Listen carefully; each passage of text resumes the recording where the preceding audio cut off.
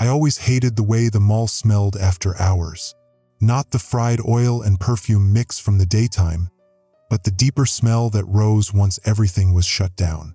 Damp carpet, old paint, a sour, metallic tang, like rust you couldn't quite see. It made me think of pipes bleeding somewhere in the walls. But I'd gotten used to it.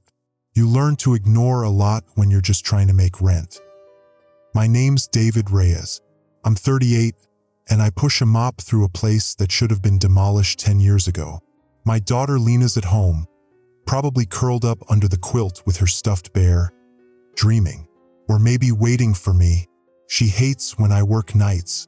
She says the apartment feels bigger when I'm gone, like the walls stretch out around her. She's only 9.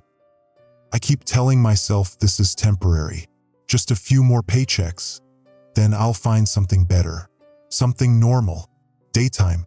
But better doesn't knock when the bills stack higher than your pride. So I walk the hollow hallways, listening to the squeak of rubber soles, thinking about her. The mall's half dead even during the day. 3 stores still open, clinging like teeth in a rotting jaw. A nail salon, a discount clothing shop, and one of those everything for $1 places where nothing actually costs $1. At night, though, it's just me. Me, the fluorescent lights that hum and flicker, and the echo of whatever I drag across tile. I like to imagine the whole place is a stage, and I'm the last actor after the audience has left. One guy mopping under the spotlight, pretending it matters. I checked my phone. No texts. Good. That meant Lena was asleep. I'd left her some leftover pasta in the fridge, a sticky note on the Tupperware lid. Eat this before bed. Love you. She'd roll her eyes when she saw it. She always does that now, like she's too old for my notes. But she still eats the food. The food court was my first stop tonight. Tables shoved into crooked rows, ketchup packets stuck under chairs. A half-crushed soda can that leaked syrup across tile. I bent to pick it up, tossed it in the black plastic bag hanging off my cart. My back popped when I straightened. Too many nights like this, and you start carrying the exhaustion in your bones. Should have been home, I muttered. Not that anyone was listening. I thought about calling Lena, just to hear her voice before she fell asleep. But it was nearly 11. I couldn't risk waking her up. She had school in the morning, and the teacher had already called once this month to say she looked tired in class. Another call, and they might start asking questions. And I couldn't have that. I pushed the mop across the greasy tile, watching the water darken with dirt. The ceiling lights buzzed above me, one stuttering on and off like a nervous heartbeat. The shadows shifted across the tables every time it blinked. I kept my eyes down. When I first started here, the security guards used to joke about the place being haunted. The listener, they'd call it. Some local story about a blind thing that lived in the dark corners. They said if you made too much noise, it would find you. I laughed along with them, but I never liked the way they said it. Half joking, half serious, like they'd seen something themselves. But that was before the mall cut costs and let all the guards go. Now it was just me and my mop. I kept working, but my thoughts drifted back to Lena. She'd asked me this morning why I had to work so much. Other kids' dads are home for dinner, she said, arms crossed like she'd rehearsed the line. I told her the truth because I had to, because rent doesn't care about dinners.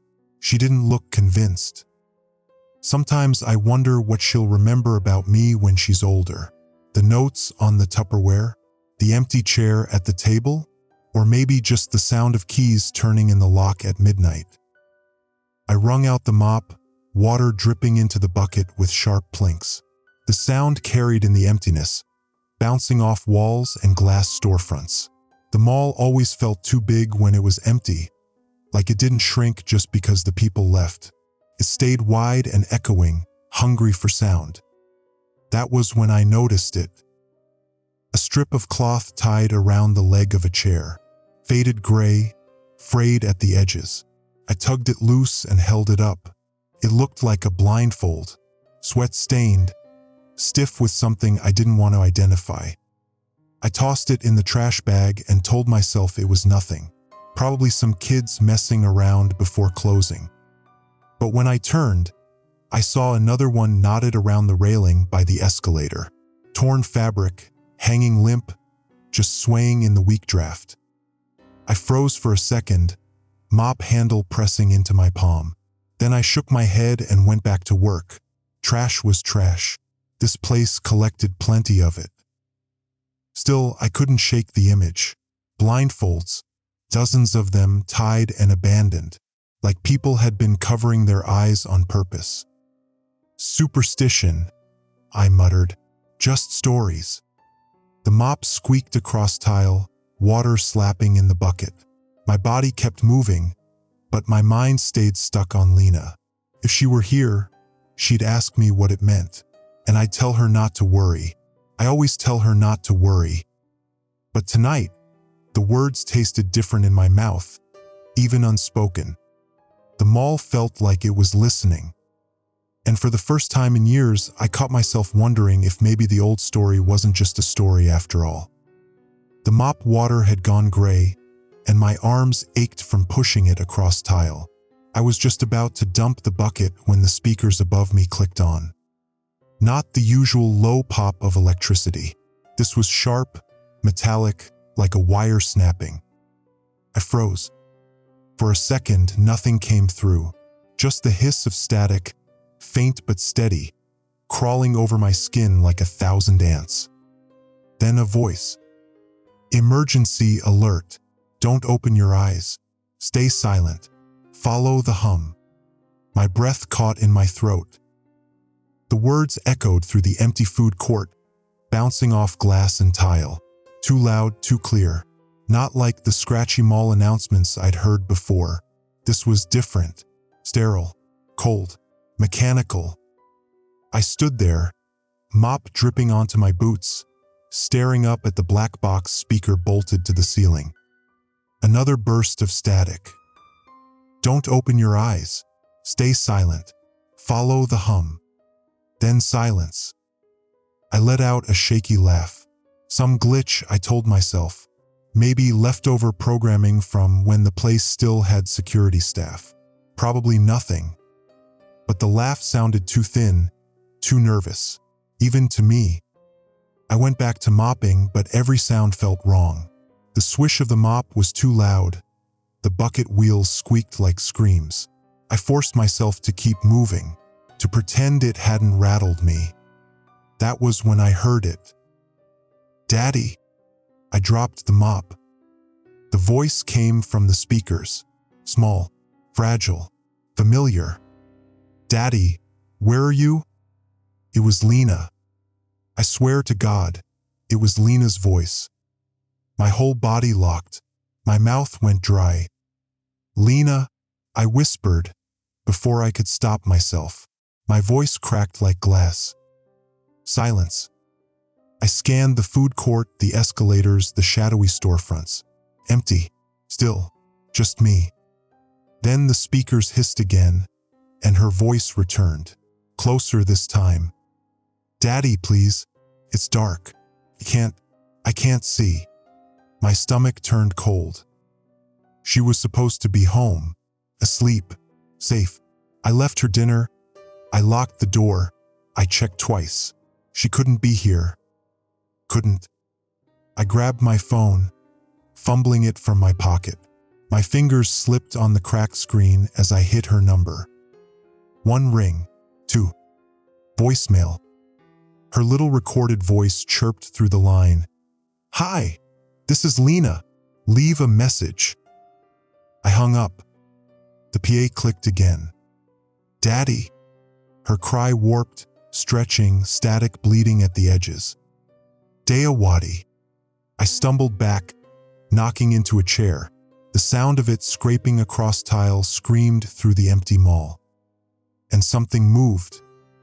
Not her voice, not the speakers. Something else. A dragging step, faint but deliberate, from the far end of the corridor. My heart hammered against my ribs.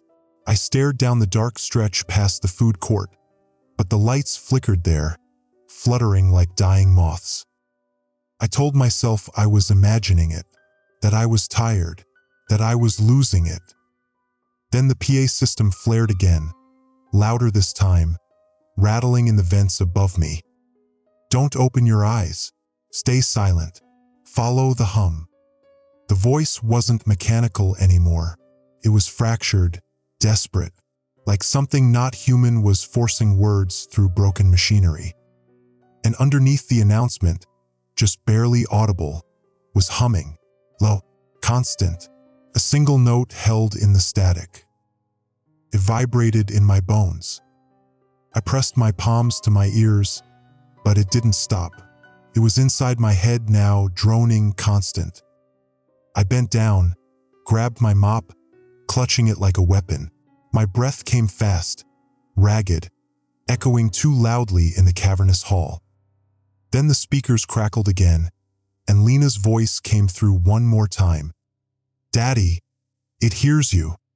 I nearly dropped the mop again. The line went dead, just static. And from the darkness at the end of the corridor, the dragging steps grew louder. The silence after her voice was worse than the voice itself. I stood in the middle of the food court, mop in one hand like it could protect me, heart slamming so hard it rattled my ribs. The air felt too thin, like I'd stepped onto a stage and forgotten my lines. I should have left, right then, dropped everything and walked out, but I didn't. Because if there was even the slightest chance Lena was here, if somehow, impossibly, she'd gotten into this place, I had to find her. I pushed my cart aside and stepped into the main corridor, shoes squeaking on the tiles. Every sound seemed to double itself, as if something invisible walked just behind me. "Lena," I whispered. My voice barely carried, but it was enough. The PA clicked on again, static pouring down like rain. Through it, faint and stuttering, came words that weren't words, shapes of sound. My name. David. I froze. The static chewed the syllables like broken teeth, spitting them out again and again. David. David. My skin crawled. I glanced at the storefronts as I passed, dark glass, for lease signs peeling at the corners. The nail salon's chairs were lined up like waiting bodies. The dollar store's aisles glimmered faintly with foil balloons swaying in the draft. Their movements didn't match the air. Too slow, too deliberate. "Not real," I muttered. "Just not real." I kept walking, forcing my legs forward. The hum was there, too faint at first, then stronger. A single note vibrating through the vents, through the floor. It seemed to pulse in time with my heartbeat. When I was a kid, my grandmother used to tell stories about this mall. She called it cursed, built on ground that never wanted walls or lights. She said the dark would eat the people who stayed too long. My mom rolled her eyes, said it was superstition. I believed her. I wanted to believe her. But standing here now, hearing my own name hissed back at me from the ceiling, I thought about my grandmother. How she always made me promise never to go near here at night. The static warped again, crackling into another voice. Lena's. "Daddy, hurry." I broke into a run before I realized I was moving. My footsteps slapped the tiles, echoing down the corridor like gunshots. Then, another sound answered. A step, slow, heavy, dragging. I stopped cold. My body screamed at me to keep running, but my brain knew what that meant. The listener. I'd never said the name out loud before, not even to Lena when she asked about the stories. I'd laughed, told her it was nonsense, but right then, I felt the weight of the name like a chain. I forced myself forward, this time slower, quieter. Every muscle in my body shook with the effort. At the end of the corridor by the shuttered movie theater, I saw it. A piece of cloth tied to the door handle, gray, frayed, another blindfold. I pulled it loose. It smelled like sweat and mildew, like something worn too long in the dark. I thought about tying it around my own eyes, just for a second, just to see if it helped. But then the speakers clicked again, and Lena's voice shattered the thought. "Don't let it find me, Daddy." My throat tightened.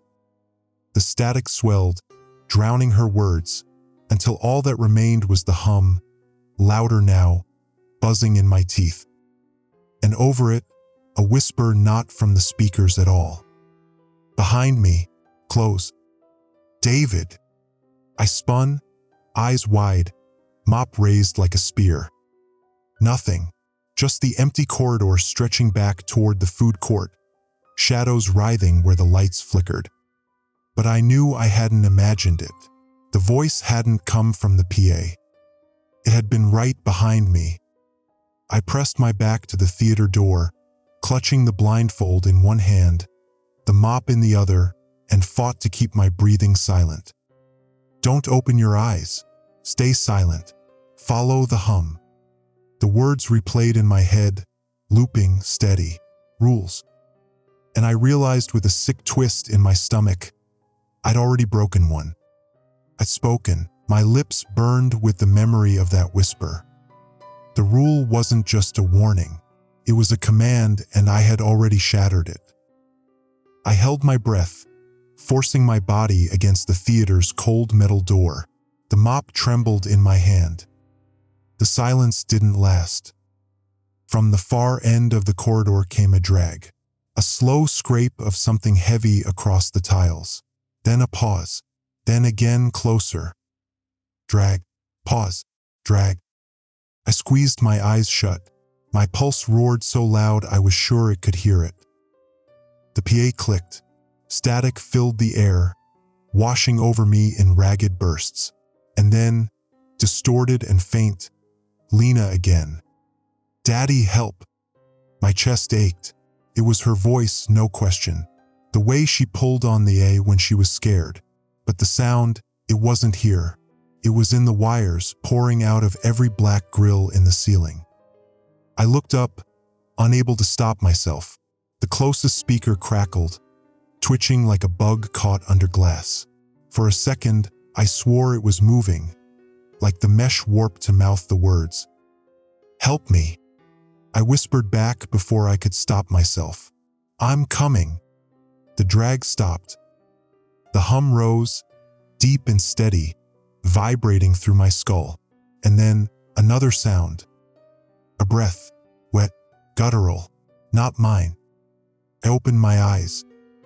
At the far end of the corridor stood something tall, its shape blurred in the flickering light, but I saw the outline, too thin, too long-limbed. Its head tilted, jerking like it hadn't learned how to hold it upright. It didn't move, didn't need to. It was listening. My throat locked. I held perfectly still, mop frozen halfway raised. Then it stepped forward. The motion was wrong, like every joint bent twice. It didn't stride. It lurched, each drag of its foot followed by a twitch.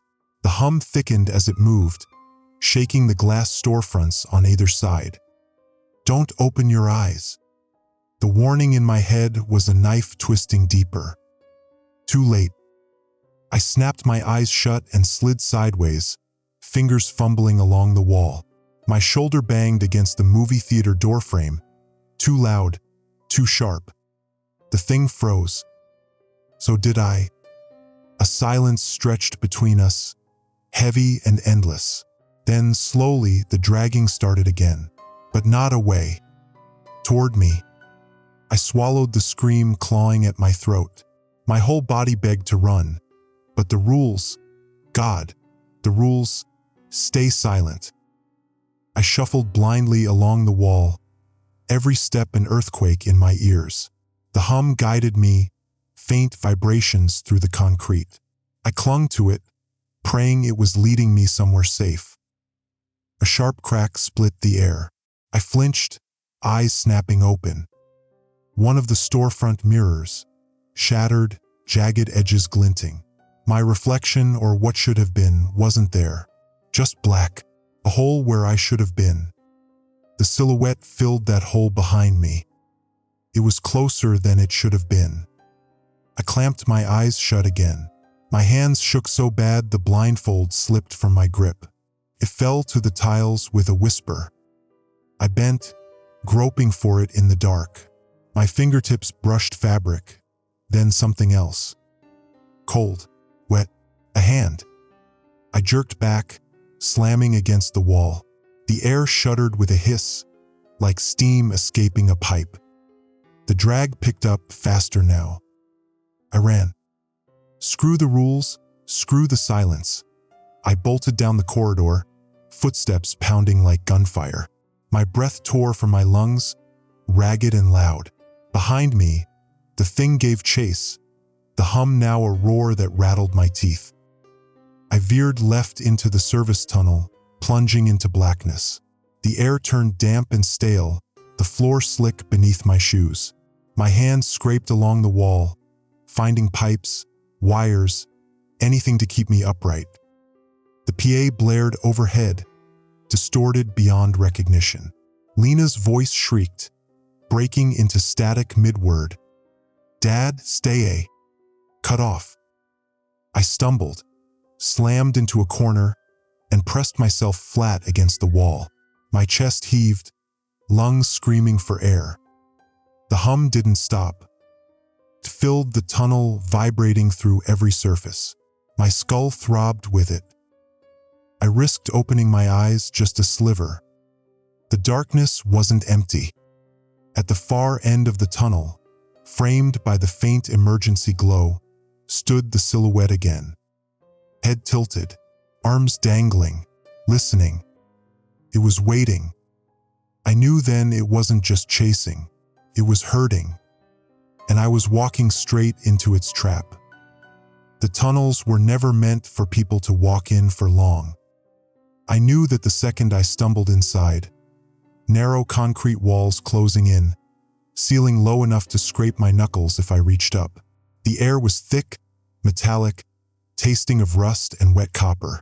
Every step echoed too long, folding back on itself until I couldn't tell if the footsteps behind me were mine or not.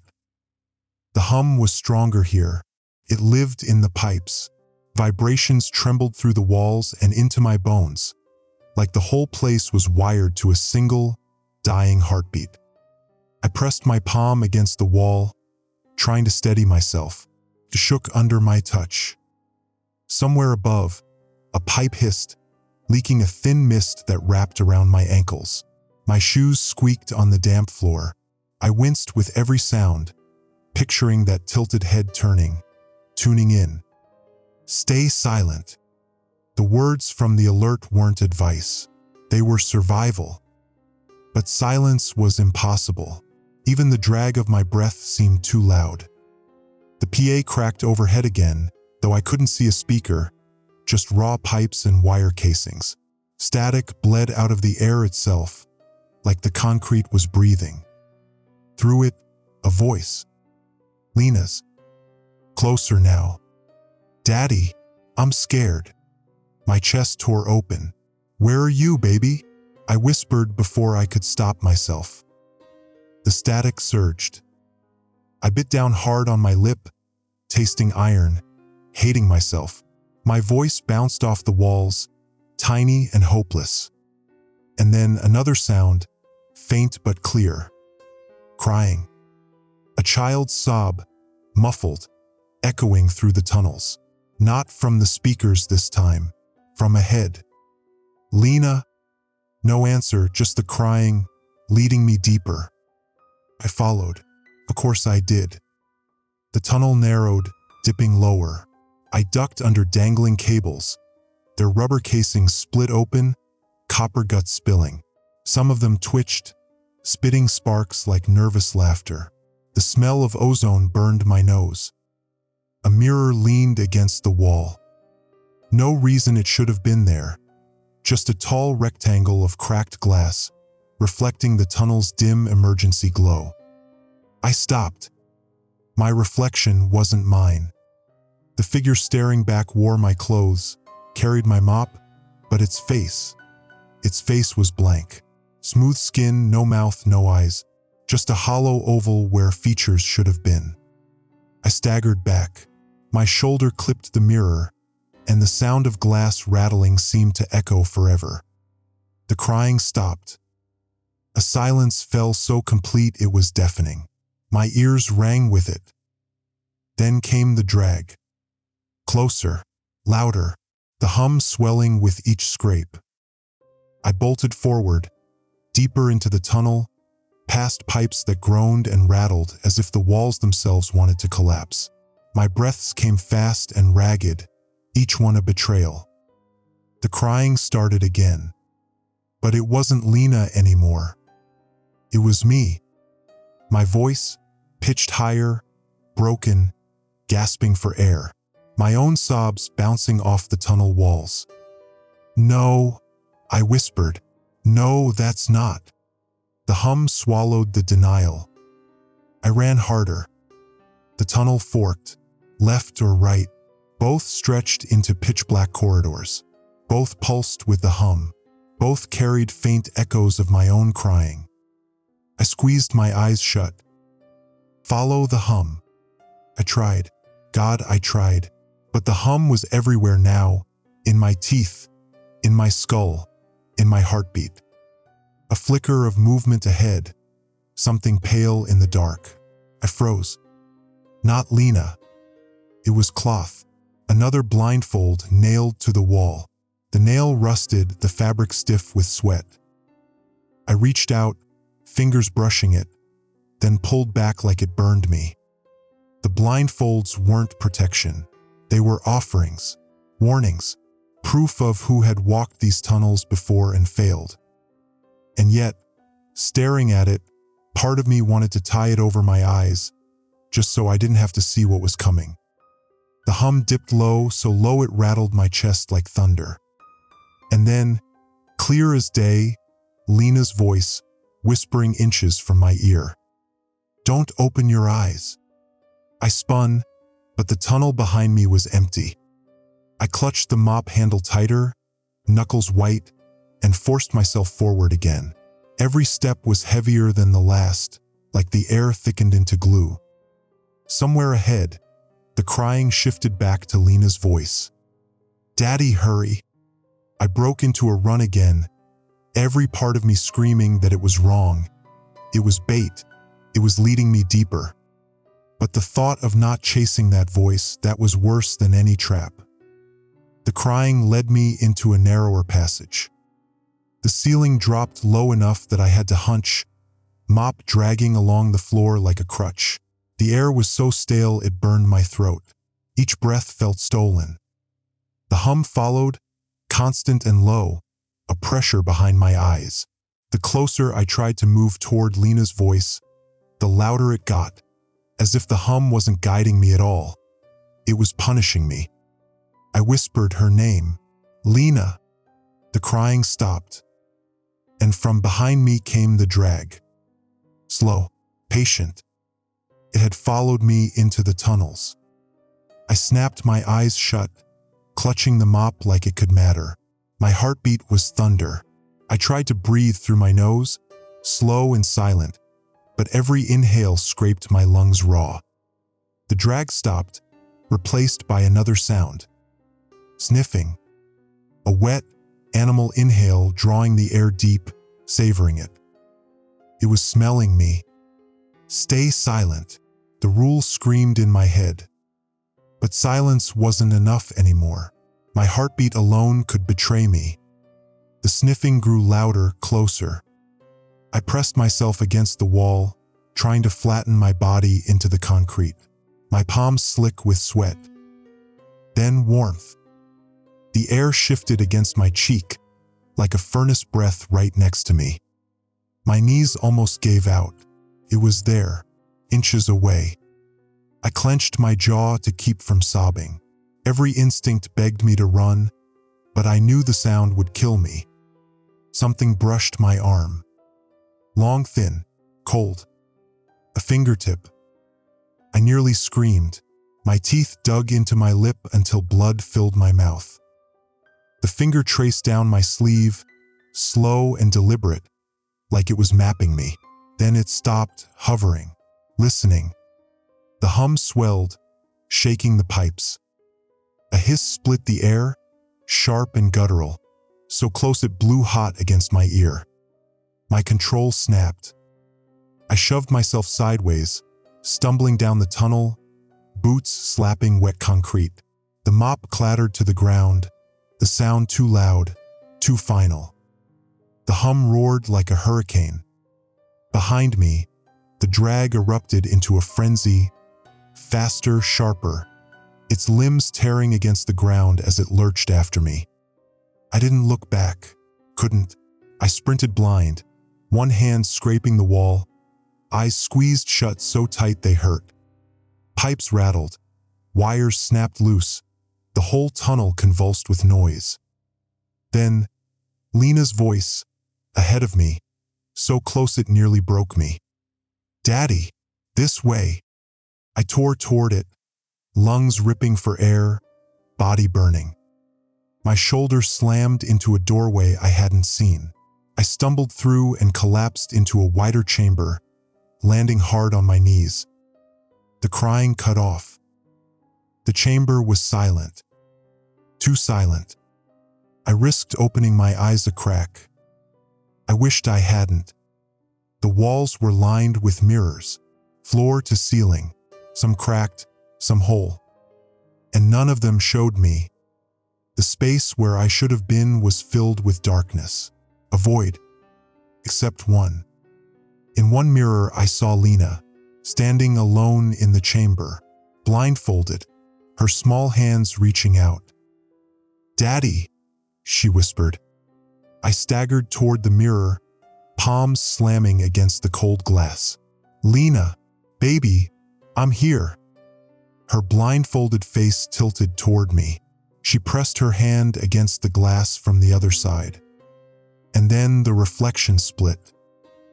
Her mouth tore open wider than it should, stretching, splitting. And from it came not her voice but the hum, so loud it shook the chamber.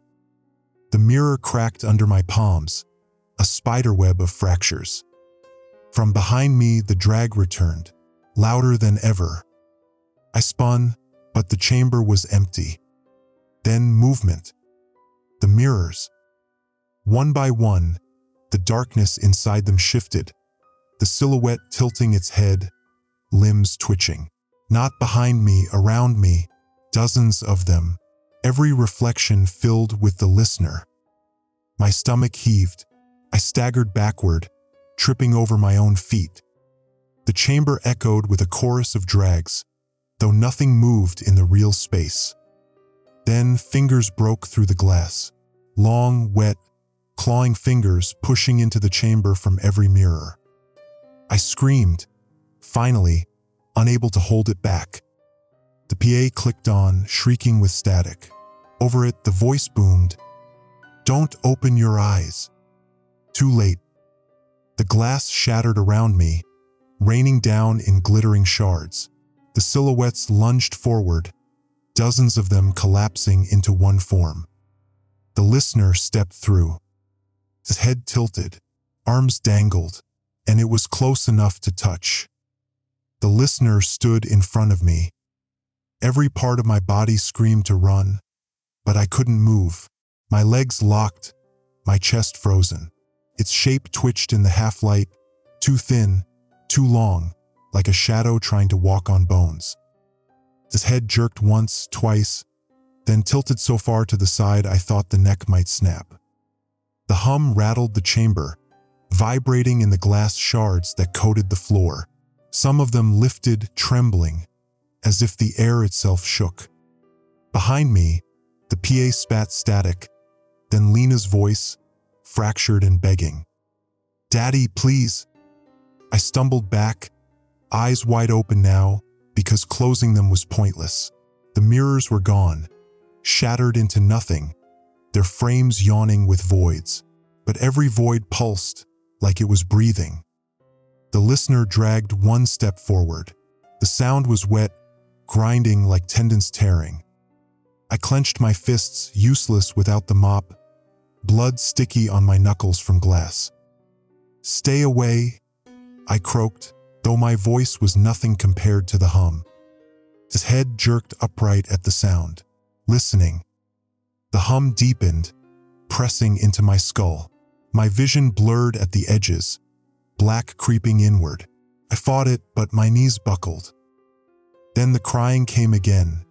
Lena's, from the tunnel I'd come through. "Daddy, hurry!" I whipped toward it, heartbreaking, torn in two. If she was here, if she was really here. I glanced back. The listener was gone. Or maybe it had never been there. The chamber was empty except for the shattered glass. But the hum remained, and with it, the drag. From the tunnel ahead this time, not behind. I didn't think. I ran. Barefoot now. The glass had torn through my shoes. Blood smeared on the concrete as I bolted down the opposite passage. The crying guided me, pulling me deeper, and even though I knew it was bait, I couldn't stop. The tunnel narrowed again, pipes hissing, dripping. Water slicked the floor, splashing under me. I skidded around a bend, chest heaving, and found another blindfold tied to a pipe. This one fresh, not stiff, not stained. My stomach twisted. Someone had been here recently. Someone alive. The PA clicked on. Static. Then Lena, calm this time, too calm. "Put it on, Daddy." I froze. The blindfold swayed in the damp air, just waiting. Behind me, the drag grew louder. I snatched it without thinking and tied it over my eyes, yanking the knot tight. Darkness swallowed me whole. The hum didn't vanish, but it dulled, muted like I'd plunged underwater. For a moment, I thought it worked. Then fingers brushed my wrist. I flinched, pulling away, stumbling deeper into the dark. My hands skimmed the wall, following the concrete ridges. Each step was a guess. "Don't open your eyes." The words were right there, in my ear. But the voice wasn't Lena's anymore. It was low, rough, mocking. I kept moving, blind and trembling. The hum dipped, rose again, like a breath. And then silence. My blood turned to ice. It was here, close, so close that even the hum didn't bother to warn me. I froze, blindfold tight against my skin, chest aching with the need to breathe. A sniff, right at my cheek. I couldn't help it, I gasped. The hiss that followed split my skull. I ran, blind, crashing into walls, scraping skin raw against concrete. I tore down the tunnel, arms outstretched, fumbling. My foot caught on something. I crashed hard onto the floor, face scraping the wet concrete. The blindfold slipped loose. Light stabbed through. And I saw it. Inches from my face, crouched low, its limbs bent backwards like a spider, its head tilted, twitching, mouth too wide, gaping as if it was sucking the sound right out of me. My scream tore out before I could stop it. It lunged. I ripped the blindfold back over my eyes and rolled, shoving myself up and bolting forward. The tunnel split again. I took the left without thought, feet slapping, lungs burning. The PA shrieked overhead, static roaring. Then the voice. "You broke the rules." I didn't care. All I cared about was Lena's voice ahead, faint but real this time, not warped. "Daddy, hurry." I pushed harder, body on fire, ears ringing with the hum. And as I stumbled into another chamber, gasping, broken, I saw her, or thought I did. A small figure in the dark, blindfolded, hands reaching. "Daddy," she stood at the center of the chamber, small and trembling, blindfold knotted tight around her head. My whole body lurched toward her. "Lena!" Her head snapped up, hands stretching. "Daddy? Is it really you?" I froze, something in her tone, too rehearsed, like a line said too many times. Lena, my throat tightened, tears burning hot. It's me. It's really me. I started forward one step, then another. My knees shook, my blood dripping onto the floor. She tilted her head. The blindfold twitched against her skin, as if something beneath it moved. Take me home, Daddy. The words echoed, doubled, overlapping with themselves. I stopped dead. Say it again, I whispered. She cocked her head further. Too far, neck bending sharp. Take me home, Daddy. The exact same inflection, the same pause. No, I croaked. No, no, no. The air shifted behind me, a scrape, a drag. The listener. I spun, fists up, though I had nothing to fight with but rage. The shadows moved along the wall, stretching too long. A hiss rippled through the chamber, low and hungry. The blindfolded figure in front of me stepped closer. Daddy, it said again, voice warping now, not even trying to be her. You shouldn't have come. My heart twisted. Where is she? I shouted, voice raw. What did you do with my daughter? The hum swelled, glass sharp in my skull. I dropped to my knees, hands clutching my ears. Stop. Please, just stop. The chamber blurred, shadows thickening. The blindfolded child dissolved into static, like a bad TV signal, flickering, parts of her there, parts gone. Daddy, now softer, fragile. I lifted my head. She was there again, just a girl, small, real, her hands shaking. Please, I'm scared. Tears cut my face. I crawled toward her, even though every nerve screamed it was wrong. Her fingers brushed mine, warm, human. Lena, I breathed. Baby girl. Then the blindfold slipped. Not by her hand, not by mine. It just peeled back. Her eyes were gone, empty sockets, black and wet, staring straight through me. I recoiled, screaming, slamming into the chamber wall. The thing smiled with her mouth. Found you.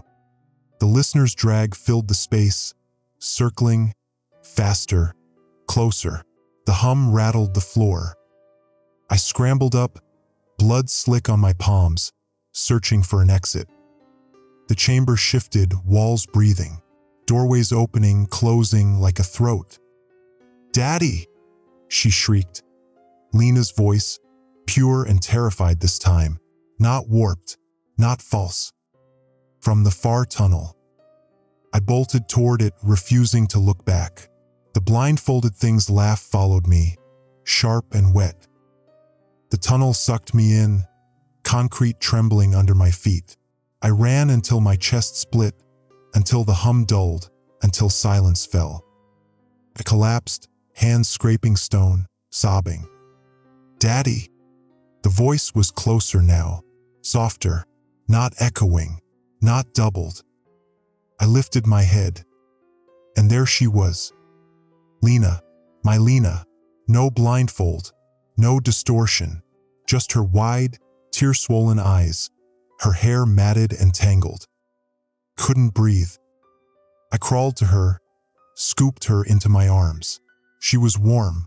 She smelled like her strawberry shampoo, faint but real under the rot of the tunnels. I crushed her against me, sobbing into her hair. Oh good, Lena. I found you. I found you. She clung to me, shaking. Daddy, it's so loud down here. I can't make it stop. Her little hands pressed to her ears. I pulled her tighter. It's okay, baby. I'll get us out. I swear. For the first time in hours, days, maybe, I felt something like hope. But then she whispered, almost too soft to hear. You shouldn't have opened your eyes. I staggered through the tunnel. Lena clutched tight against my chest. My breath came ragged, the air sour with mold and iron. every step slapping wet against concrete. "We're getting out," I whispered over and over, as much for me as for her. "We're getting out, baby girl. Hold on to me." Her little arms tightened around my neck. "Daddy, it's humming again." I froze. The walls trembled, faint vibrations moving through the stone like an animal's breath. A low thrum, steady, pulsing, bleeding through my teeth. "Don't listen," I muttered. "Don't listen, don't." The tunnel lights flickered, half-shattered fluorescence spitting pale ghosts across the floor. Shadows danced in sync with the hum, long and twitching. Behind me, a scrape, the drag of something heavy and jointed. The listener. I forced myself forward, one foot after the other, though my legs felt carved from glass. The tunnel forked ahead. Left, dark, no lights at all. Right, faint glow, exit sign buzzing like a dying fly. I turned right. The sign flickered as I approached, letters bending, rearranging. "Stay still." I skidded to a stop, chest seizing. Lena buried her face in my shoulder. "Daddy, don't read it. Don't look." I squeezed my eyes shut and ran past. The hum roared as if furious, the sign's crackle bursting into sharp static. The PA system woke overhead, speakers hidden in the walls. "Don't open your eyes. Don't speak. Follow the hum." The words looped, warping, grinding, then softer, almost tender. "David, put her down." I nearly dropped her. My name, in that dead, metallic tone. "No," I hissed. "You don't get her. You don't." "She's tired, David. She's heavy. You can rest if you let her go." "Shut up." My voice cracked. "You're not real." But Lena squirmed in my arms. "Daddy, I don't feel good." Her skin burned hot, her breathing shallow. She coughed, body shaking. Panic clawed through me. "It's okay, baby, we're close. We're close." The walls throbbed harder, concrete sweating damp streaks. The hum shifted pitch, low to high, like it was leading me. Lena whimpered. "It hurts, Daddy. My ears hurt." I pressed her tighter, tried to drown out everything but her heartbeat. The tunnel opened into a wider space, a service hallway lined with doors. Storage, electrical, janitor closets like the one I started in. Most hung open, darkness yawning inside. The hum funneled from one at the far end. "Follow the hum," the PA whispered again, "or she will vanish." I stood frozen, swaying under Lena's weight. Sweat poured into my eyes, stinging, but I didn't dare blink them open too long. "Daddy," she murmured, weak. "Please." I staggered forward. Each step closer made the hum sharper, piercing, like needles in my skull. The last door pulsed faint light around its frame. I kicked it open. Inside, a stairwell, spiraling up, coated in dust. Air flowed from above, cool and fresh, almost clean. Relief exploded in my chest. Yes. Oh God, yes. I started climbing, boots thudding. Each landing groaned under my weight. Lena whimpered but clung to me. The hum didn't fade. It rose with us, vibrating through the railings. Halfway up, a speaker cracked alive right above my head. Wrong way. I stumbled, knees slamming concrete. Lena cried out. No, no, hang on. I scrambled back up, hugging her close. David. The voice softer now, coaxing. You've already seen too much. Don't make her see it too. My legs faltered. Put her down. We'll let you go. I pressed my forehead against hers, whispering, Don't listen, baby. Don't listen. Her little voice trembled. Daddy, what if they're right? What if you can't take me out? My throat closed. No, don't say that. We're leaving together. Do you hear me? Together. We reached the final landing. A rusted metal door loomed, marked with peeling paint. Roof access. I shouldered it open. Cold night air slapped my face. Stars. Sky. The city lights faint on the horizon. For a second, it felt like salvation. Then I heard it. A second set of footsteps, not mine, not Lena's. Behind us on the stairs. Slow. Heavy. The listener. It had followed. "Daddy," Lena whispered, "don't turn around." I didn't. My grip on her tightened, and I stepped out onto the roof. The mall's ruins stretched around me, tar cracked, puddles catching pale moonlight. The city skyline was distant, unreachable. And everywhere the hum, louder now, spilling from vents, ducts, hidden speakers across the roof, surrounding us. Lena clung to me, trembling. "Daddy, where do we go?" I looked out, searching for anything, any ladder, any escape, any hope. Behind me, the stairwell door creaked wider. The drag of limbs scraped metal. I took a step back, my heart beating fire. "Run where, David?" the PA crooned, all the speakers in chorus. There is nowhere left. The roof stretched endless, tar black and pocked with puddles that shimmered in the pale moonlight. Every surface vibrated with the hum. Vent shafts, antennae, even the puddles rippling as if alive. I clutched Lena tighter, backing away from the stairwell door. It screeched open. The listener's limbs dragged over steel, joints grinding, claws scraping. It didn't rush, it never rushed, just stepped, slow and certain, like it knew I couldn't leave. The PA voice boomed across the rooftop speakers. "Don't open your eyes. Don't speak. Follow the hum." The words hit harder now, not just sound but force, pushing into my chest, making Lena whimper against me. "Daddy," she whispered, "it's coming." "I know, baby." My eyes stung with tears. "I won't let it take you." The thing emerged, half shadow, half flesh. Its head cocked, earholes yawning, skin stretched tight. Even blind, it looked straight at us, lips peeling back over teeth like cracked porcelain. The hum swelled. The speakers all around me sparked, voices layering over each other. "Put her down. You can still live. She is the signal. Don't open your eyes." I clamped my hands over Lena's ears, but the words weren't just sound. They were inside us, rattling bone, scraping thought. Lena writhed in my grip, sobbing. "Daddy, make it stop, please." "I'm trying." My voice broke into a ragged scream. The listener tilted its head, listening to my desperation. It stepped closer, dragging its limbs in slow arcs.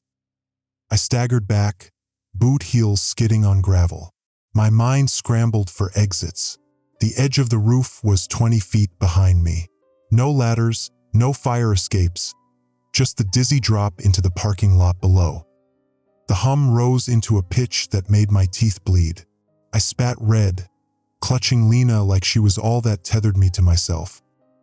The PA voice softened suddenly, honey-sweet. "David, open your eyes. Just once. You'll see the truth." I realized with a shock that my eyes were already open, bloodshot, burning, staring at the impossible creature in front of me. But that wasn't what it meant. "Lena." She pressed her face into my chest, trembling. Her eyes had been wide, terrified, but now, she whispered something I almost didn't catch. "Maybe they're right." My stomach dropped. "What?" Her voice cracked. "Maybe I'm not me anymore." I choked on air. "Don't say that. Don't you dare say that." "I hear it, Daddy." Inside me, it's humming in my head. Her hands pressed hard to her skull, nails digging into her scalp. She screamed, the sound raw, tearing. The listener froze, head tilting toward her, listening, smiling. The speakers whispered in unison. She belongs to us now. No, I roared. She's mine. She's my daughter. I stumbled backward until the edge of the roof pressed against my calves. Wind whipped around us, carrying the stink of rot from the mall's innards. The listener stopped 10 feet away, crouching low, claws spread, humming through its chest like a monstrous cello. Lena writhed in my arms, eyes rolling back, foam gathering at her mouth. Daddy, it's too loud. I can't. I held her tighter, sobbing into her hair. Hold on. Please, baby, hold on. The PA voice hissed. You broke the rules. The hum reached a frequency that split the puddles, water rising in trembling spikes. My vision blurred, edges of the world vibrating apart. I had seconds, maybe less.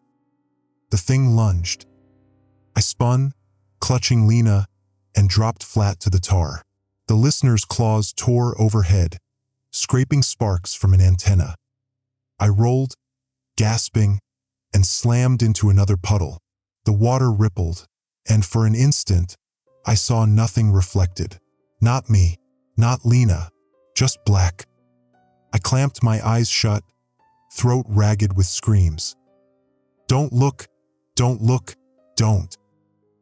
The listener shrieked, the sound shredding the air. The hum collapsed into jagged static.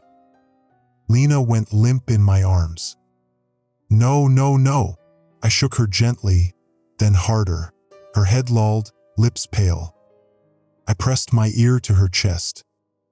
Her heart was still there, fluttering weakly, like a trapped bird. Relief tore through me, wild and desperate. The PA system sputtered. Static melted into a new voice, a whisper, right behind my ear, though no one was there. You can't keep her. I jerked upright, eyes flying open. The roof was empty, no listener, no crawling limbs. Just me and Lena, crumpled in the moonlight. But the hum hadn't stopped. It was inside her now. Her chest vibrated against me, faint at first, then stronger. Each breath she drew trembled with the same pulse as the mall speakers. I pressed my forehead to hers, choking. I don't care. You hear me? I don't care. You're still mine. I'll carry you through hell if I have to. The speakers buzzed one last command, sharp as glass. Follow the hum. The rooftop lights flickered, and every vent, every pipe, every puddle joined the rhythm, pounding like a monstrous heartbeat. I clutched Lena tighter, scanning the city beyond the edge of the roof. There was no way out but down. I stood at the roof's edge, Lena limp in my arms. The city so far away it could have been a painted backdrop. No ladders, no fire escapes, no way across the endless drop. Behind me, the stairwell door groaned open wider, like it was breathing. The hum bled out of it louder, brighter, calling. I didn't want to go back down there. God, every part of me screamed not to. But Lena shivered against my chest, her skin fever-hot, her breaths catching on the rhythm of the hum. She needed shade, water, anything but this roof. I'm sorry, baby, I whispered, kissing her damp hair. We're going back. Just hold on. Her little hand twitched against my shirt, not quite a squeeze, but enough. I turned from the city's unreachable lights and stepped back through the stairwell door. The air inside hit me like a wall, wet, metallic, humming in my teeth. The stairwell pulsed under my boots, every step down in sync with the thrum. Daddy, Lena mumbled, voice small, breathless. I'm here, baby. I shifted her weight, cradling her head to my shoulder. Just rest. I'll carry you. Her lips brushed my ear as she whispered, It says You're late." I froze. The stairwell shook. "Who told you that?" I asked, too sharp, too desperate. Her eyes fluttered half open, pupils blown wide. Her voice wasn't quite hers. The hum. My stomach dropped. I kept moving, though every step felt like sinking deeper into a grave. The PA crackled above us, blown out with static. "You shouldn't have come back." The words reverberated down the stairwell, doubling, tripling, until they layered over each other like a chant.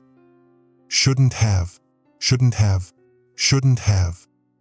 I bolted down the steps, boots hammering, Lena jolting in my arms.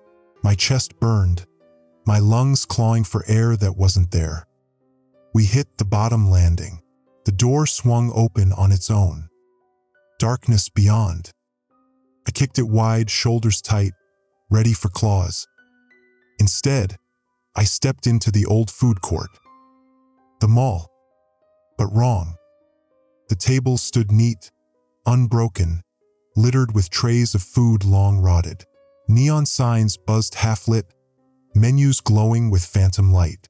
Grease still clung to the air, thick and rancid, like the restaurants had been abandoned mid-lunch rush. And everywhere blindfolds, torn cloth tied to chair legs, napkin holders, even dangling from straws in overturned cups. I swallowed hard. "Don't look, don't look." But Lena stirred against me. "They were here," she whispered, voice raspy. "All of them." "Who, baby?" My voice cracked. Her head lolled, and she mumbled, "The ones who listened."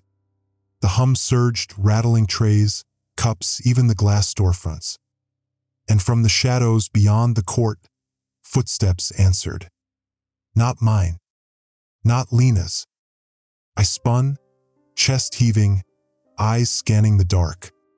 The listener's shape peeled from the far wall, impossibly tall, limbs bending at wrong angles. Its ears hollow, yawning pits, flared, catching every sound, every breath. It didn't lunge, just stood there, humming, head cocked as if amused. The PA blared overhead, words ripping through the static. "Don't open your eyes." I squeezed mine shut, though I could still feel its gaze, blind but piercing, sliding through me like a knife. I stumbled forward, nearly tripping over a chair leg, Lena jostling in my grip. She whimpered, the sound sharp as glass. The listener shifted instantly, head snapping toward the sound. I froze, hand clapped over her mouth. "Shoo! Baby SH." The creature's limbs scraped across tile, slow and searching. I backed away, chair legs shrieking under my boots. The sound betrayed me. Its head snapped toward me, mouth stretching wide, teeth gnashing air. The PA erupted again, this time frantic, glitching. "Follow the hum, follow the hum, follow the..." Then silence.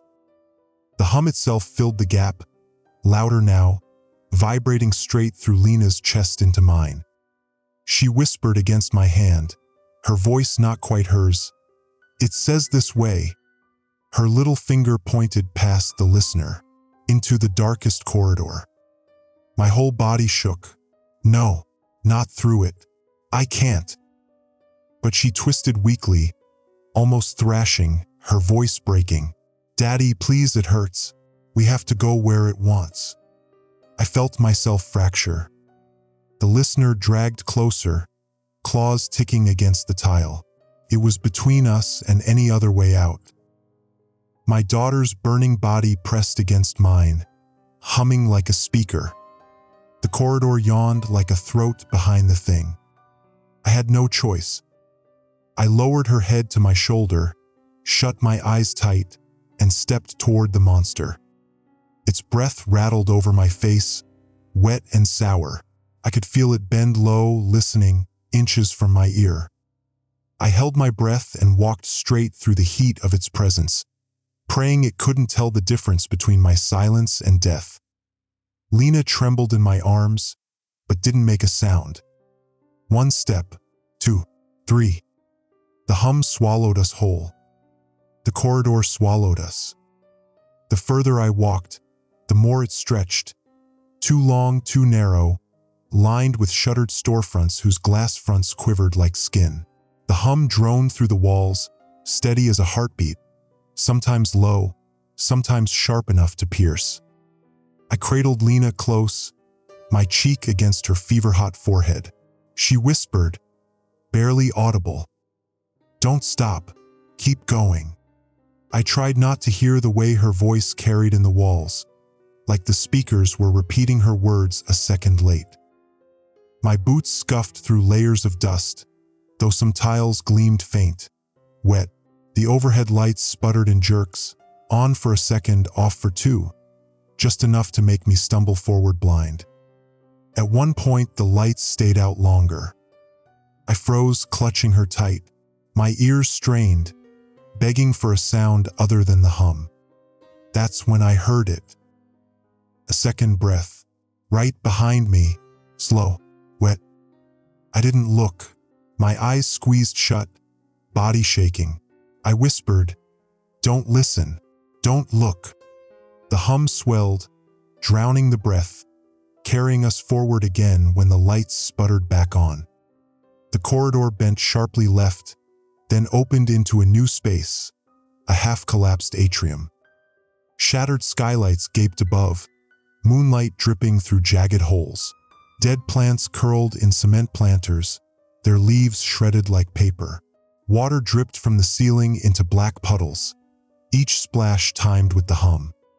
Lena stirred. "Daddy?" Her voice doubled again, her lips moving against my neck while the speakers overhead echoed the same words. "This is where it happened."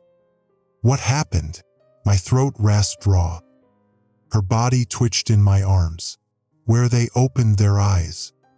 I staggered through the atrium, chest collapsing under the weight of her words. On the far side, a wall loomed covered in mirrors, or what used to be mirrors. They were all shattered, their pieces hanging by splinters in the frames, glass glittering like teeth. I caught my reflection in one fragment, but it wasn't me. The man staring back had my eyes sewn shut with black thread, dried blood crusted down his cheeks. His mouth opened soundlessly, trying to scream. I reeled back, nearly dropping Lena. "No, no, no." The mirrors quivered, vibrating with the hum. The PA burst to life, Lena's voice spilling through it, overlapping, warped. "Daddy, don't look, don't look, don't." I slammed my palms over my ears. "Stop it, you're not her." But in my arms, Lena whimpered, "It hurts when you say that." I looked down and saw her lips moving perfectly in sync with the PA. For a moment I couldn't breathe. My daughter's voice on the speakers, my daughter's body humming like a machine. "Which one are you?" I choked out. She lifted her head weakly, eyes glassy, pupils drowning in black. "Both." I almost dropped her then, terror burning through my veins. But she clutched my shirt with those small fingers, so weak, so fragile. "Don't leave me, Daddy, please." The plea gutted me. Couldn't let go. I wouldn't. I staggered past the shattered mirrors, keeping my gaze low, ignoring the sewn-eyed figures staring from the shards. Another corridor yawned ahead, narrower, darker. The hum drew stronger from there, pulling like a tide. Every step made the air heavier, thicker, pressing on my skull. Lena began to hum along, faint but in perfect sync, her little chest vibrating against mine. I shook her gently. "Don't do that, baby. Don't join it." She blinked slow, a strange calm sliding over her features. "It feels better when I do. It stops hurting." "No," my voice cracked, desperate. "Don't let it in. You're stronger than it." Her lips trembled. She whispered, Am I? The PA whispered back, "She is ours, David. You only carry what's already gone." I screamed at the ceiling, voice tearing my throat. "Take me instead. You hear me? Leave her alone. Take me." The hum stopped. For one endless heartbeat, silence filled the corridor. Then Lena's voice poured from every speaker, not weak, not fading, but booming, strong, alien. "We already did." Her small body went rigid in my arms, then limp. I dropped to my knees, clutching her tight, sobbing, "No, no, no, please." Her chest still rose, barely, faint as paper moving in wind. But the hum inside her was louder now than her heartbeat. The corridor ahead opened into another chamber, light flickering from its depths. I staggered toward it, broken, carrying what was left of my daughter into the dark.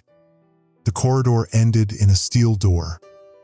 It looked out of place, not mall infrastructure, but something bolted in later, industrial and ugly. Rust streaked its edges, and a keypad blinked faint green above the handle. The hum leaked strongest from the seams, vibrating the hinges.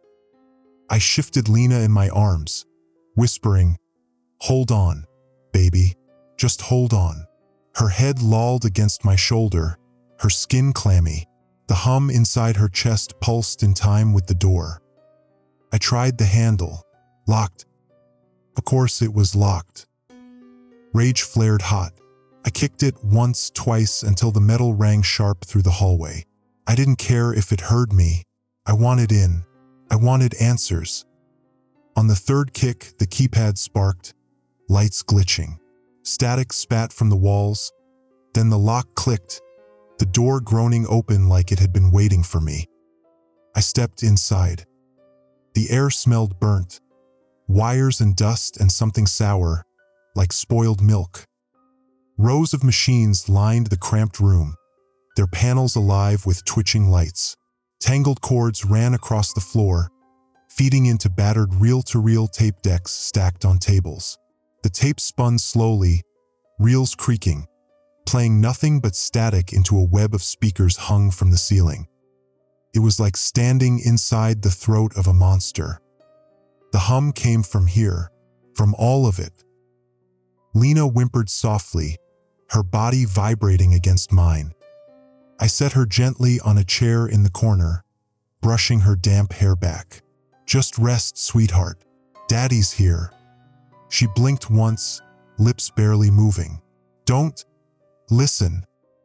I turned away before she saw me crying. On the nearest table sat a logbook, yellowed pages covered in typewriter ink. My hands shook as I flipped it open. Project Echo. That was the header stamped on every page. Beneath it, notes written clinical and cold. Subject 4 lasted 32 hours before blindness onset. Audio triggers consistent. Don't open your eyes maintains containment response. Entity proximity increases during silence. Recommend continuous broadcast. My stomach nodded. They knew. They knew. I flipped further, my pulse hammering. Local legend confirmed correlation. Blind man of Hollow Creek Mall. Belief sustains form. Hypothesis. Entity not killed, only silenced by obedience to rules. Caution. Children most vulnerable. Voices often replicated. I slammed the book shut while burning my throat. They hadn't tried to stop it. They'd studied it, caged it here in the mall with sound and rules and warnings broadcast on a loop. And Lena, we'd walked right into their trap. A speaker above my head crackled. My daughter's voice spilled out, bright and strong. Too strong. "Daddy, don't read anymore." I jerked back, eyes snapping to her. But Lena was slumped in the chair, barely breathing. I faced the ceiling. "Shut up. You don't get to use her voice." The static thickened, swarming the room, buzzing through my teeth. Then another sound layered in. A recording. The tape deck to my left had kicked on, reels spinning faster. A man's voice filled the room, desperate, hoarse, pleading. "This is day 12. I can't sleep. Every time I close my eyes, I hear it breathing. The warnings don't work anymore. If anyone hears this, don't come here. Don't." His scream shredded through the static. The reel spun out, snapping the tape. I staggered back, heart thundering. On the wall hung photographs pinned under cracked glass. Blurred security stills of the mall, of figures stumbling blindfolded, of bodies curled against storefronts. One photo stopped me cold. A little girl. Her hair was cut the same as Lena's, her face half hidden by shadow. Written beneath in block letters, Subject 9, NON recoverable. No, my voice cracked. My chest heaved as I pressed a hand to my mouth. No, that's not her. That's not her. The hum rose, shaking the walls. The machines clicked in unison, reels spinning all at once, spitting out dozens of voices, crying, pleading, whispering. They layered into a chant. "Don't open your eyes. Don't open your eyes. Don't open." I slammed my palms over my ears. "Stop it. Stop it." The lights burst overhead, glass raining down. Sparks leapt from the machines. The speakers howled. In the corner, Lena stirred, her tiny voice carrying through the chaos. "Daddy." I spun to her. Her lips moved slow, heavy. "Make it stop." Her eyes opened, barely, pupils drowned in ink. And for the first time, I realized she wasn't asking me to protect her. She was asking me to kill it. The reels screamed louder, voices shredding into white noise. My head felt like it would split open. I lunged at the machines, ripping cords, tearing tapes from reels. Sparks bit my skin. Static blistered my ears. The chant broke, staggering, faltering. The hum wailed like a living thing. And beneath it, I heard Lena gasp, her breath, fragile but hers, fighting for space in the silence. I ripped another cord free, another, until the lights blacked out. The room plunged into dark. But the hum didn't stop. It moved. Out of the machines. Into the walls. Into her. The dark pressed on me, heavy as a coffin lid. The machines were dead. My breath came ragged in the silence, broken only by Lena's faint whimper from the corner. For a heartbeat, I thought I'd done it, that the nightmare was over. Then the hum came back. Not through wires, not through speakers, through the walls.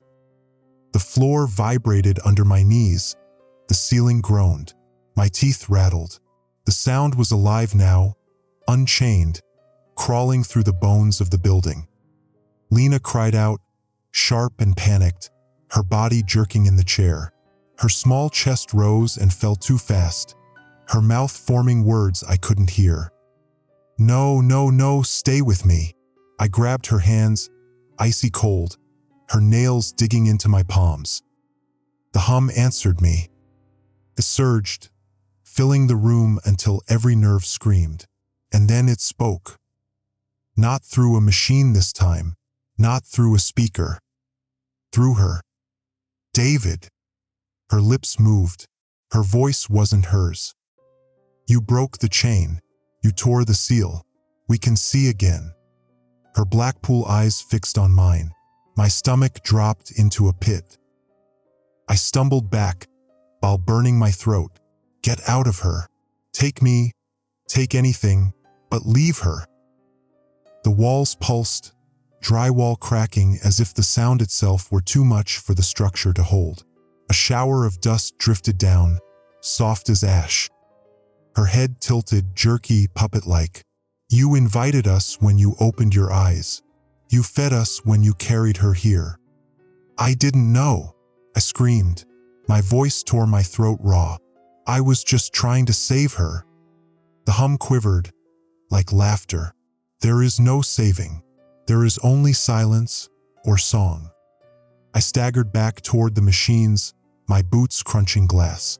In the half-light, my eyes caught something. A master control panel on the far wall, tangled in wires. A nest of knobs and switches. If I killed the rest of the speakers, every last one, maybe I could force it into one place. Maybe I could cut it off completely. Or maybe I'd burn the whole mall to the ground with us inside. Daddy! Her real voice, so faint I barely heard it beneath the roar. Don't let it take me. That broke me. I staggered to the panel, hands bloody, shaking. I ripped at wires, smashed glass meters with my fists, kicked in the metal frame until sparks rained down. The hum shrieked, the whole room convulsing. The walls bled static. The PA erupted overhead, every speaker in the mall screaming alive at once. Overlapping, Lena's voice multiplying until it was a choir. Don't open your eyes. Don't open your eyes. Don't open your eyes. I roared back, swinging a chair into the racks, shattering dials, sparks lighting the dark like lightning. Shut up! Shut up! Shut up! The speakers wailed. Glass cracked overhead. Somewhere in the distance, deep in the mall, I heard concrete split. The hum fought me, shoving itself into every crack of the air, pressing my eardrums near to bursting. My vision blackened at the edges. But I didn't stop.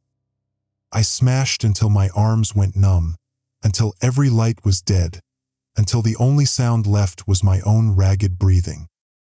Then, for the first time since this began, silence. Real silence. It rang in my ears like a miracle. I dropped the chair, body shaking, blood dripping from my palms. My chest heaved. And then I heard it. Footsteps. Not mine, not Lena's. Slow, heavy, dragging. From the corridor outside. I turned toward the door and saw it. Not a shadow, not a voice. The entity. It filled the frame, hunched and towering, skin as pale as the broken mirrors, its face nothing but scarred sockets where eyes should have been, its head tilted as if sniffing me out. Stepped inside, each footfall rattling the metal racks. The silence hadn't killed it. It had called it. My breath froze. My body screamed at me to run, but my legs locked. Behind me, Lena whispered weakly, "Daddy, don't let it see me." The thing lifted its head, sockets gaping, as if searching the dark. Its mouth opened. No teeth, just a tunnel of vibrating flesh. The hum poured out, stronger than ever, shaking my bones. I threw myself between it and Lena, arms wide. My body meant nothing compared to its bulk, but it was all I had. "Then look at me," I screamed. "You want eyes? Take mine." The entity stilled. The hum cut short, the air dropping dead. For one endless second, the world hung in silence. Then it lunged. Its clawed hand reached, not for Lena, but for my face. I shut my eyes tight, heart hammering, praying she wouldn't see me fall. The last thought I had before impact was of her voice, small and brave, the way she used to whisper in bed when the world felt safe. "Don't let go, Daddy." And I didn't. I didn't feel the claws hit. I felt the air move, a rush of static heat as the entity's hand skimmed past my face. I fell backward, crashing into the racks, sparks spitting around me. The thing screamed. Not sound, not voice, a rupture. The kind of noise that splits glass and bone.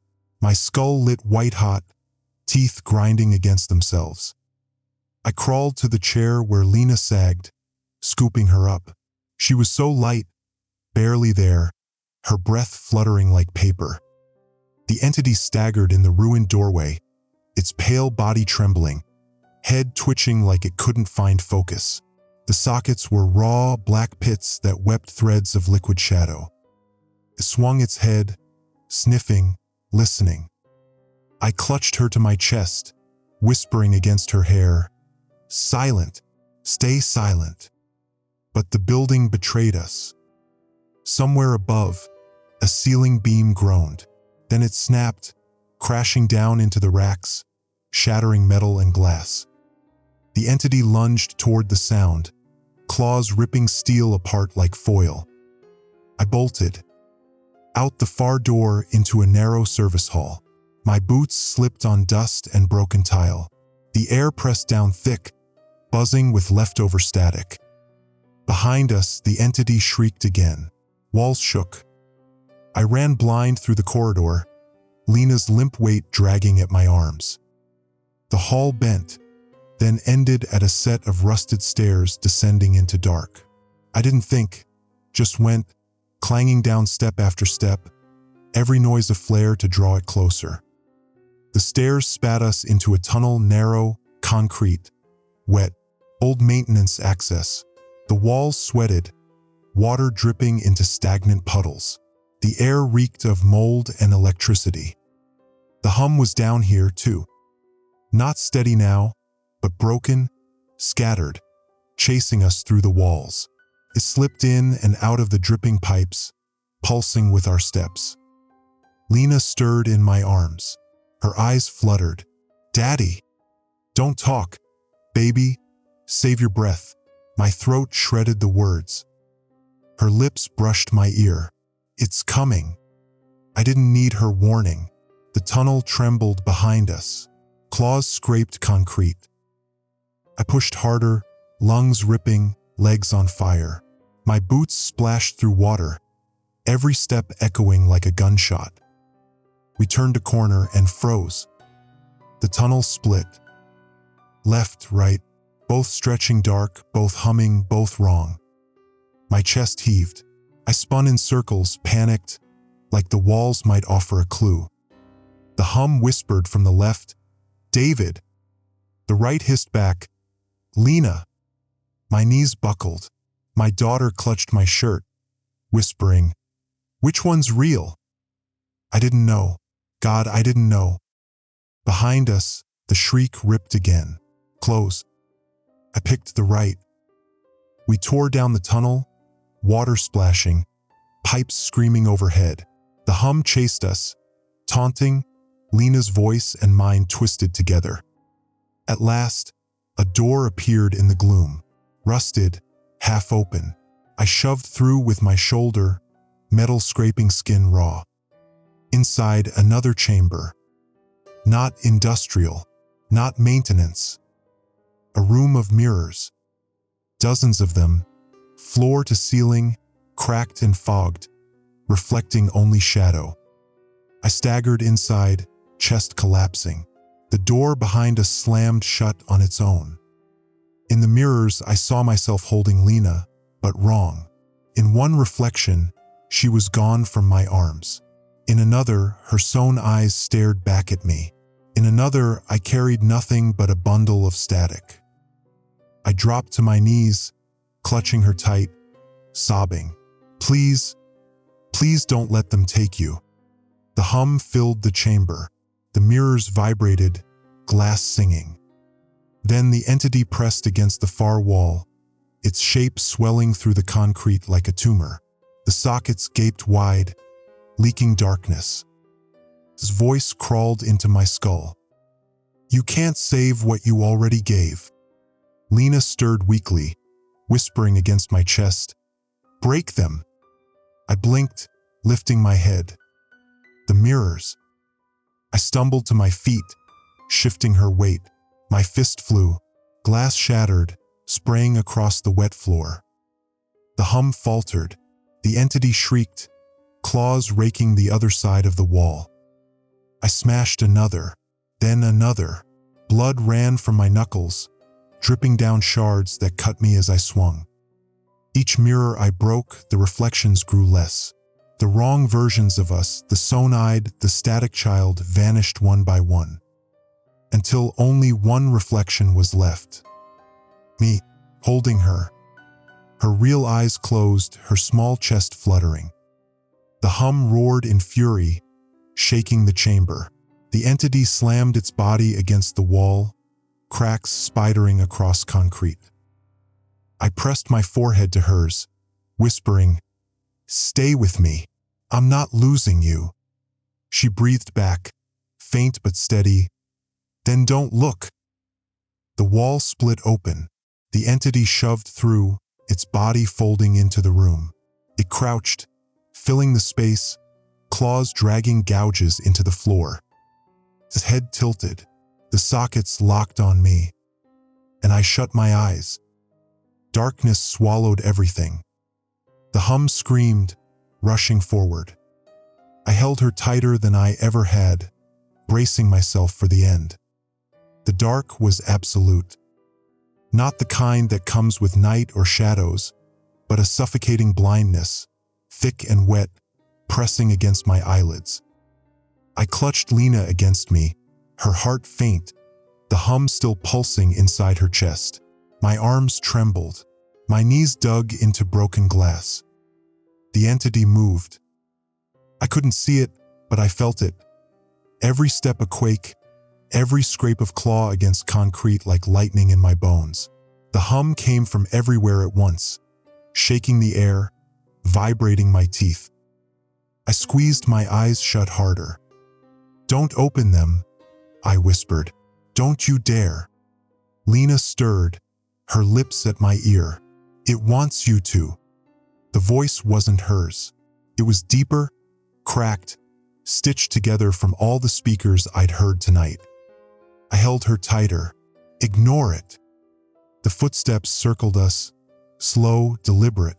The air shifted with its bulk, the smell of mildew and blood wrapping around me. Then silence. For one awful moment, nothing. And then, a whisper, right against my face. "Open them, David." Its breath crawled down my cheek, moist, sour, filling my lungs. My body convulsed with the urge, the primal need to look, to confirm what was inches away. My eyelids twitched. "Daddy." This time it was her. Small, weak, hers. "Don't." That was enough. I gritted my teeth, jaw aching, tears streaking down my cheeks. "Not for you. Not for me. Never." The thing screamed. The chamber split with the force of it, glass raining, walls trembling. I felt air rush past as its claws slashed where I'd been, but I rolled, clutching Lena, pulling her under my body. The hum faltered, warping, static bending. I realized then, silence heard it. Not just sound, not just rules, the absence. It needed us to obey, to hum, to follow. But if I stayed silent, it shrieked again, furious, clawing at the floor. I buried my face in Lena's hair, whispering, "Quiet, don't even breathe." Together we lay in the wreckage, still as stone. My chest burned with the effort not to sob, not to cry out. The thing prowled inches away, claws dragging over the concrete. The sockets searched blindly. The hum bled from it, weaker now, stuttering. Pressed closer. Its head lowered until its breath slicked my skin again.